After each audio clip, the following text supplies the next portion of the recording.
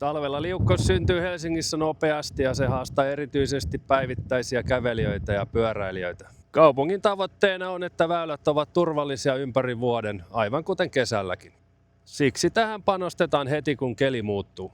Kemion Ecomelter LBV-liuoksella liukkaiden torjunta on ennakoivaa, helppoa ja hallittua. Yksi levitys riittää pitkälle ja työ saadaan tehtyä myös haastavissa olosuhteissa, jopa kovilla pakkasilla. Tara seuraa Helsingin kelitilannetta jatkuvasti ja ryhtyy heti tarvittaviin toimenpiteisiin. Kloridivapaa Ecomelter LBV-liuos sulattaa jään tehokkaasti ja estää uuden liukkaiden muodostumista ilman perinteistä suolaa. Alhainen korroosiovaikutus tarkoittaa, ettei polkupyöriä tai kalustoa ruostuteta. Ratkaisu on myös hellävarainen lemmikkien tassuille.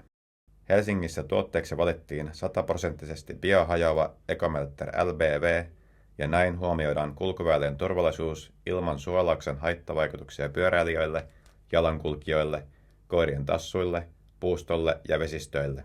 Liukkaiden torjunnan lopputulos näkyy nopeasti. Väylät ovat taas turvalliset kulkijoille ja ympäristö kiittää. Tutustu Kemion Ecomelter-ratkaisuihin kemion.fi.